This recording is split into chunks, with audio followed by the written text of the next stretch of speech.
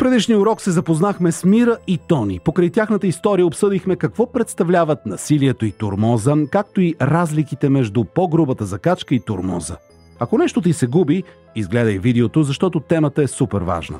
А сега накратко ти припомням, че за тормоз говорим, когато някой целенасочено използва сила, популярност или влияние, за да извършва насилие върху друг, и това се случва многократно.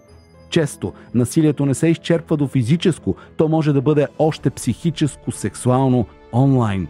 Дай да видим какво се случва с Тони и Мира. Последно, Мира беше преценила, че Тони е жертва на физически и психически тормоз от страна на по-големите ученици. Тя решава да повдигне въпроса пред Тони и заедно обсъждат ситуацията. Тя му споделя, че преди време и тя е била тормозена, затова и знае донякъде как се чувства той. Поощрява го да сподели с родителите си и да каже на класната. Той обаче се дърпа и казва, че сам ще се оправи. Тя настоява, но отстъпва, когато Тони става по-отбранителен. На другия ден, в голямото междучасие, познай, Тони отново е подложен на подигравки и ритници в коридора. Наоколо започват да се събират повече деца, някои започват да снимат с телефоните, други се смеят и побутват. А той се опитва сам да се бори с двамата си нападатели, доста по-големи и по-силни от него. Мира отново става свидетел на ситуацията. Не знае какво да направи. Иска да помогне, но в същото време я сковават и страх, и липса на опит, че и ниско самочувствие. Може ли тя да повлияе на такава ситуация? Идва обаче една решаваща секунда, в която тя си казва «Действай!» и тръгва към тях. Приближава се и започва да вика. «Оставете го на Мира, не е смешно! Спрете да го тормозите! Повиках вече охраната и класната, махайте се от тук!» Момчетата я поглеждат. Едното даже тръгва да посяга и към нея, но другото го спира и го дърпа да се махат. Размира се. Като нищо и Мира можеше да отнесе някой шамар. След като тормозещите си тръгват, тя се обръща към насъбралите се. «А вие останалите спрете да се смеете и да снимате и направете нещо. Утре може някой от вас да бъде наритан по същия начин». След което хващат Тони и заедно отиват при класната, за да разкажат какво се случва.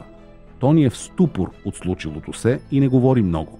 Затова пък Мира, която още се тресе от вълнение, разказва подробно ситуацията. Разказва какво се е случило и предните дни. Класната им ги слуша внимателно. Казва им, че трябва да са спокойни, че ще бъдат взети мерки от училището, задава 2-3 уточняващи въпроса, от кога е това насилие, кои са момчетата, след което им споделя какво следва за излизане от тази ситуация. Казва им, че тя и класната на двете момчета, заедно с директора и психолога, ще говорят с момчетата.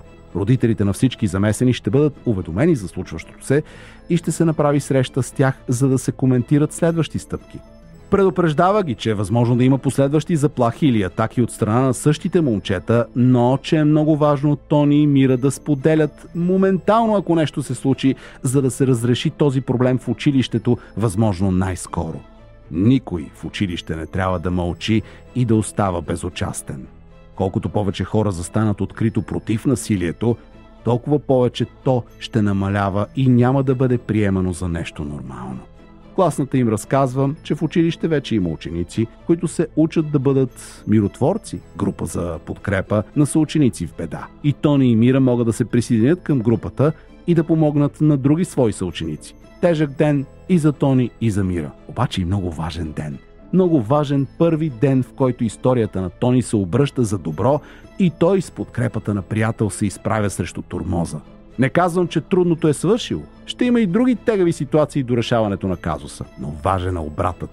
А ако трябва да запомниш едно нещо от тази история, запомни, че е трудно човек сам да се изправи срещу тормоза.